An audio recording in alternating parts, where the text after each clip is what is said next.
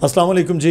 आजकल एक बड़ा अहम मामला चल रहा है और वो है पबजी की गेम का। अब एक तो बहुत सारे ऐसे लोग हैं मेरे जैसे जिनको पबजी का मालूम ही नहीं है कि पबजी क्या होता है और किस तरह से खेला जाता है, और बहुत सारे ऐसे लोग हैं लेकिन उसके बावजूद वो लोग पूरी तरह से फ़िलासफ़र बन के मीडिया पे, सोशल मीडिया पे बता रहे हैं पबजी कितनी ख़तरनाक गेम है, इससे कितना नुकसान हो सकता है। यकीनी तौर पर वीडियो गेमिंग है उसमें बहुत ज़्यादा नुकसान होता है, इस तरह के प्ले स्टेशंस के टाइम बहुत बच्चों का ज़ाया होता है। लेकिन ये है क्या, मामला क्या है, मसला क्या है सारे अमल में, वो हम आज बात करेंगे एक पबजी प्लेयर के साथ कि क्या वाकई ये ऐसी चीज़ है कि जिससे ख़ुदकुशियाँ होने लग जाती हैं, या मामला कुछ और है।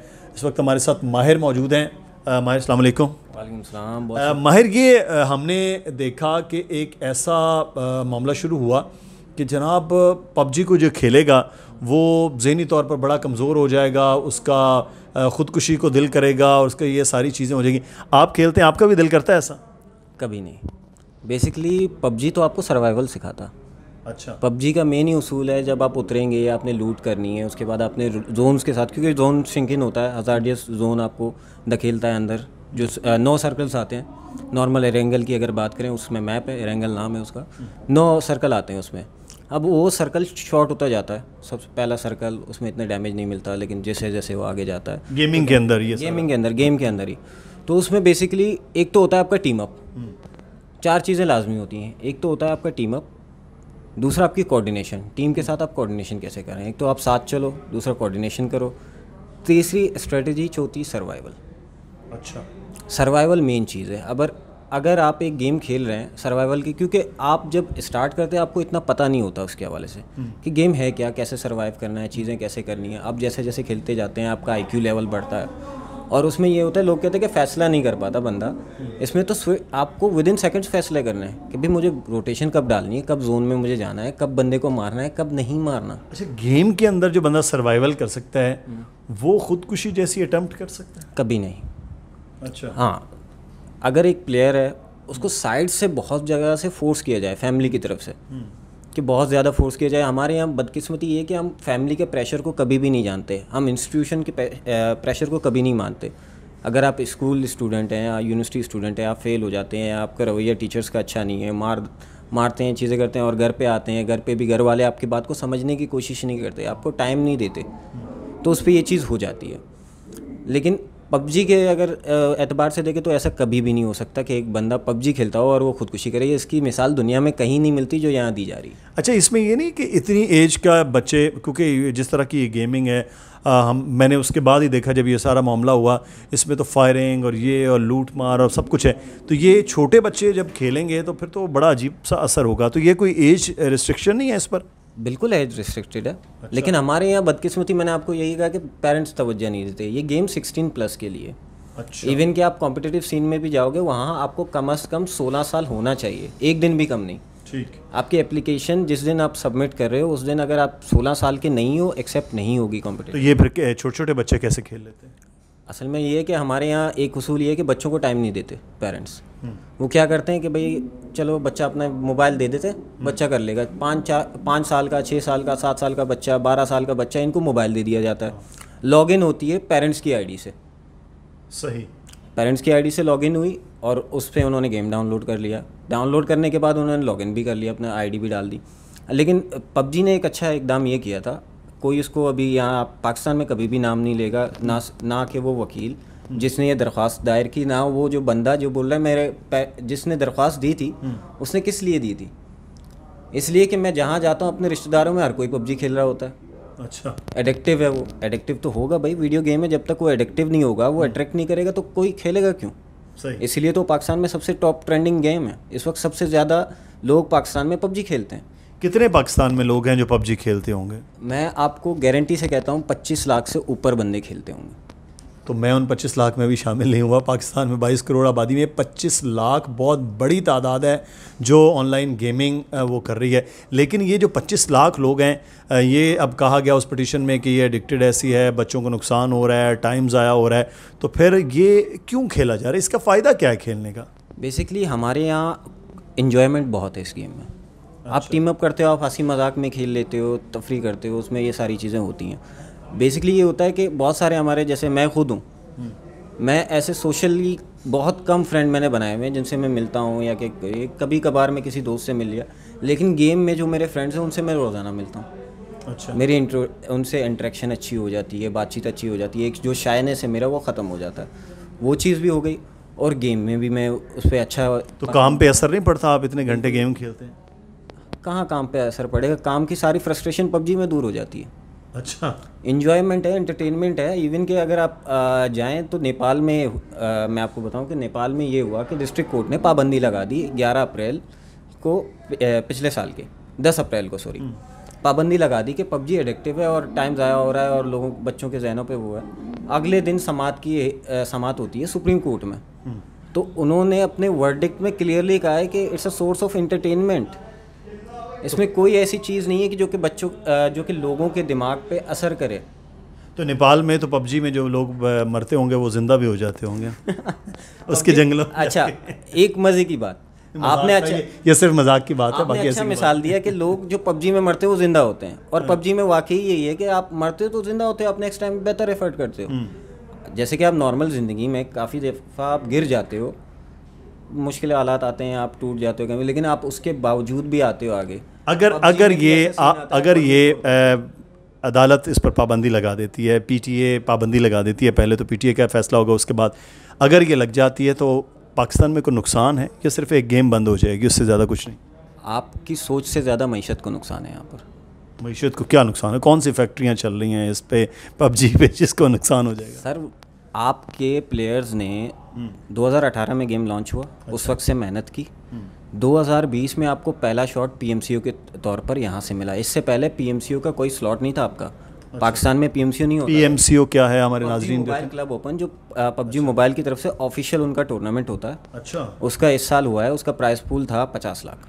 50 लाख रुपए पाकिस्तानी 50 लाख रुपए थे। इससे पहले लड़के वाइल्ड कार्ड में खेलते थे, जिसमें गेमर्स ऑफ पाकिस्तान और दीगर टीमों ने क्वालिफाई किया था और चीज़ें की थी वगैरह। अब मैं आपको एक ऐसी खबर दूंगा जो मीडिया में कभी किसी के पास नहीं थी। अच्छा। आज तक किसी नहीं।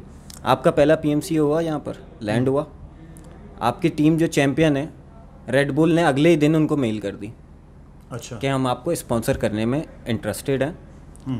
आपने एक स्लॉट हासिल कर लिया वर्ल्ड लीग का, आप उसमें परफॉर्म करो, हम आपको उस टूर्नामेंट के रिजल्ट के बेसिस पे यहाँ पर स्पॉन्सर करेंगे। अच्छा, वो टीम स्पॉन्सरशिप जो रेड बुल का है उसका मिल गया ताकि वो वर्ल्ड लीग में शिरकत कर सकें? नहीं, वर्ल्ड लीग के बाद वो स्पॉन्सर करेंगे।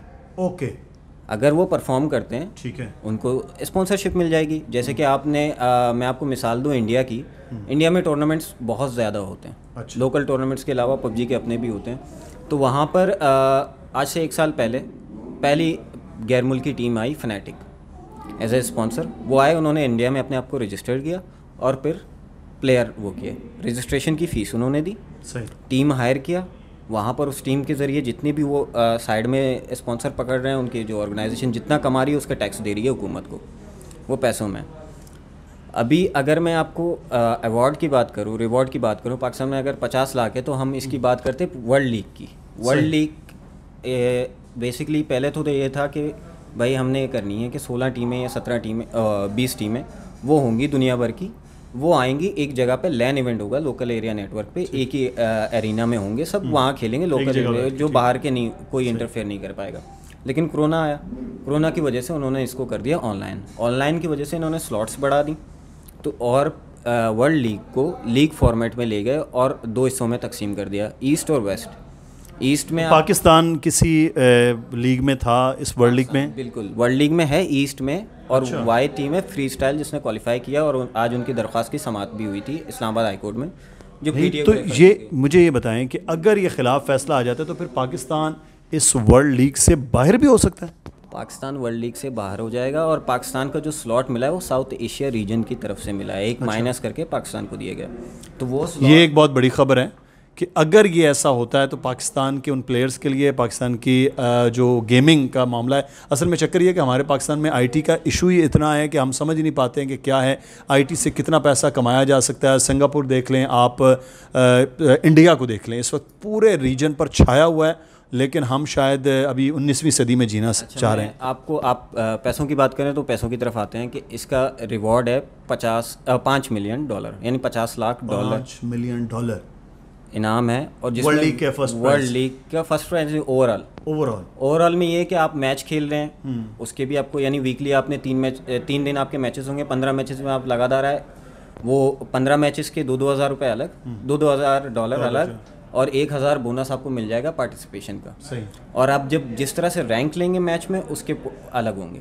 अच्छा। पैसे आप जितना परफॉर्म करेंगे उतने ज़्यादा पैसे आप लेकर जाएंगे, और इन दी एंड जो अवार्ड होगा फर्स्ट जो $1 मिलियन है वो विनिंग टीम को मिलेगा, उसके बाद 5 मिलियन, फिर 3 मिलियन। अच्छा, एक चीज़ मुझे आप बताएं, मैं हम चीज़ें जो हैं वो क्लोजिंग में भी जा रहे हैं, मुझे बताएं कि क्या पीटीए ने पबजी खेलने वालों, पबजी की जो आपके कोई ऑर्गेनाइजेशन या कोई लोग जो चैंपियंस यहाँ पर हैं, उन लोगों को सुना है, उसके बाद कोई फैसला हुआ है, अब होने क्या जा रहा है ये बताएं। असल में पीटीए ने किसी को नहीं सुना।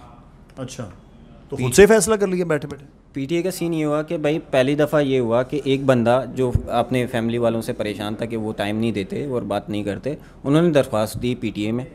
पीटीए ने उस वक्त भी इग्नोर कर दी, और उसके बाद वो चले गए लाहौर हाई कोर्ट। उन्होंने लाहौर हाई कोर्ट की डायरेक्शन ली। पीटीए को 6 हफ्तों का वक्त मिला। पीटीए ने उसके बाद सोच विचार ही कर रहे थे, किसी को बुलाया नहीं, ना पबजी ऑफिशियल्स को बुलाया, ना किसी प्लेयर को बुलाया, ना किसी ऑर्गेनाइजेशन को बुलाया। उन्होंने ये किया कि भाई जब जैसे ही एक लेटर लाहौर से जाता है सीसीपीओ का कि भाई 2 खुदकुशियाँ इसके वजह से होगी, और उसमें भी फ्लॉज हैं बहुत सारे। अच्छा। जिस दिन बच्चे ने खुदकुशी की 1 घंटे में करार दे दिया पबजी की वजह से इसने खुदकुशी की है, पबजी खेलने नहीं देते थे। आपने तहकीकात की, आपने पूछगछ की घर वालों से कि आपने क्या किया था, आपने उनके दोस्तों से पूछा? कहीं नहीं पूछा, किसी से नहीं पूछा।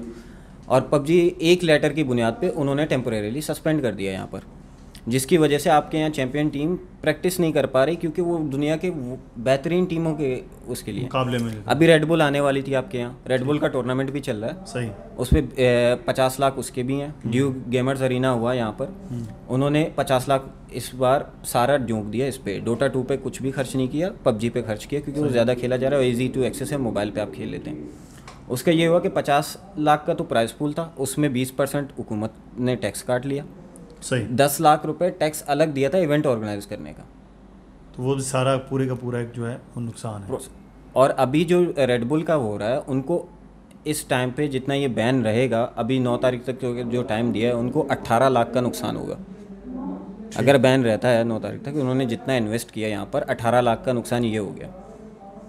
और भी वो जो 50 लाख हैं वो टीम को जो भी जीतेगा उनको मिलेंगे, चीज़ें होंगी। और इसके अलावा जो बहुत सारी इंटरनेशनल टीम्स हैं, जिसमें टीम सीक्रेट हो गई, Cloud9 हो गई, आपके एक्सक्वेस्ट हो गई, और बहुत सारे ऑर्गेनाइजेशन हैं, वो विलिंग हैं पाकिस्तान की तरफ, क्योंकि पाकिस्तान का गेम प्ले ऐसा है, एग्रेसिव है, पैसिवनेस भी उसमें आता है, क्योंकि स्ट्रेटजी उनकी एग्रेसिव होती है। सही। अभी हाल ही में मैंने स्क्रिम्स देखी, ईस्ट वर्ल्ड लीग की प्रैक्टिस मैचेस थे इनके। सही।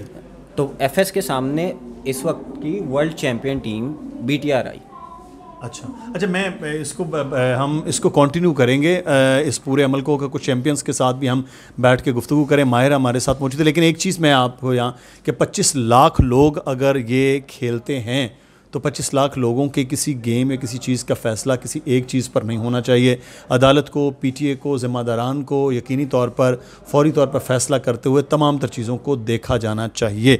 मुदस्सर इकबाल को इजाज़त दें। इस हम पबजी के एपिसोड को एक और एपिसोड करेंगे कुछ चैंपियंस के साथ बैठकर कि वो क्या सोचते हैं। इजाज़त दीजिए। कमेंट ज़रूर कीजिएगा कि आप पबजी के हवाले से आज तक जिन्होंने खेली है वो नहीं, जिन्होंने नहीं खेली वो भी बताएंगे कि वो क्या सोचते थे, और जो पबजी खेलते हैं वो बताएं कि इससे उनको कितना नुकसान और कितना फ़ायदा हो सकता है। मुदस्सर इकबाल को इजाज़त दें। अल्लाह हाफ़िज़।